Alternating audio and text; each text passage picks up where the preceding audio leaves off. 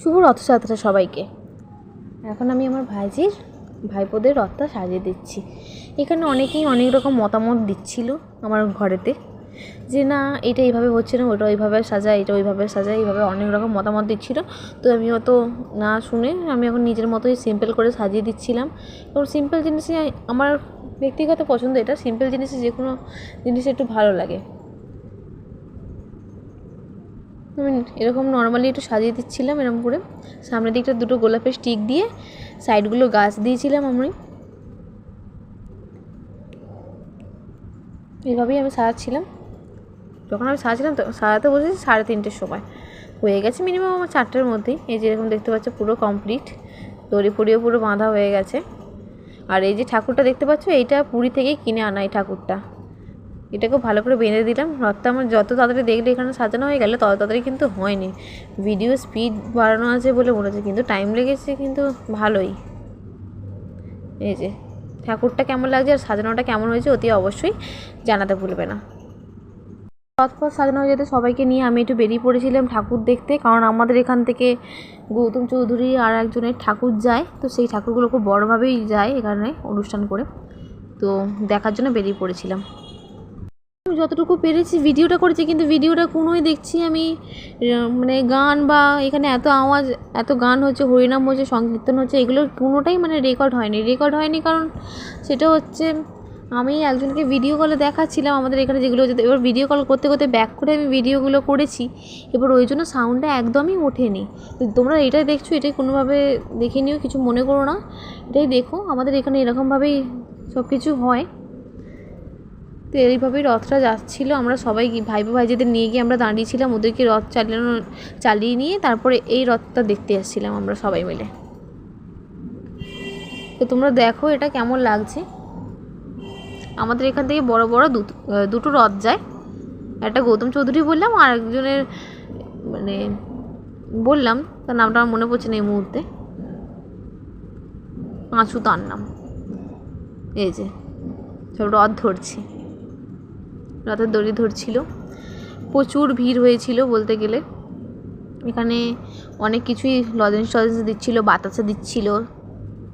এই যে আমার ভাইজি দেখলে ধরলো, আমার ভাইজি ধরেছিল, ধরে এবার রথের এই যে সাইডটা দেখতে পাচ্ছ অনেকটা বড় হয়ে গেছিলো বলে পাস করছিল না। আর এখানে ওই হরিনাম সংকীর্তন হচ্ছিল, এটা রোডের মধ্যে হচ্ছিল জিনিসটা।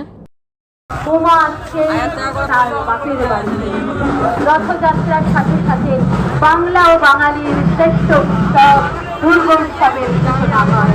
তাই আমরা কখনোই যাব না আপনারা রাস্তার ওপরে সময় ধরে অপেক্ষা করছেন।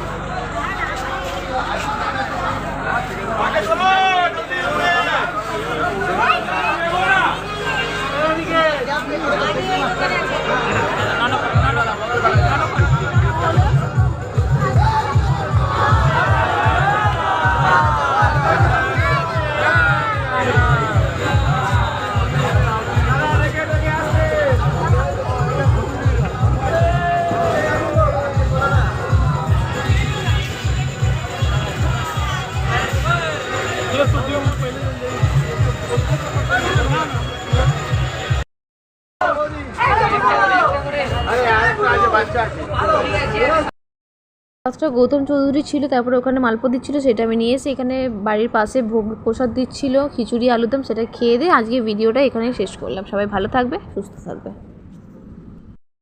ব্লগটা শেষ করার পরে আমার মনে পড়লো যে আমি তো ছবিগুলোই অ্যাড করিনি। তো আমি প্রচুর জিলিপি খেয়েছি, প্রচুর পাঁপড় খেয়েছি, খাওয়ার পরে এই যে খিচুড়ি খেয়েছি, আলুদম খেয়েছি, আমাদের পাশেই দিচ্ছিলো, সেটা আমি ভিডিওতেই বললাম যে খিচুড়ি আলুদম দিচ্ছিলো। ওটা আমি নিয়ে এলাম, আমার মা নিয়ে এলো, নিয়ে এসে আমি খেলাম। এটা হচ্ছে গৌতম চৌধুরীর রথের ছবিটা, আর এটা হচ্ছে আমাদের গঙ্গাঘাটের ছবি। গঙ্গাঘাটে দুটো রথ, গঙ্গাঘাটে ঠাকুরের একটা ঠাকুরের ছবি আমি পেয়েছি, আর মানে দুটো রথের একটা পেয়েছি, আর একটা দেখতে পাইনি আমরা যখন গিয়েছি। এটা হচ্ছে আমাদের ঘরের রথ। তো তোমরা অবশ্যই জানাবে ভিডিওটা কেমন হলো, আর ভালো লাগলে সাবস্ক্রাইব করতে ভুলবে না, একটা কমেন্ট অবশ্যই একটা লাইক করে দিও। ভিডিওটা কেমন হয়েছে সেটা জানাতে কিন্তু ভুলবে না, কেমন?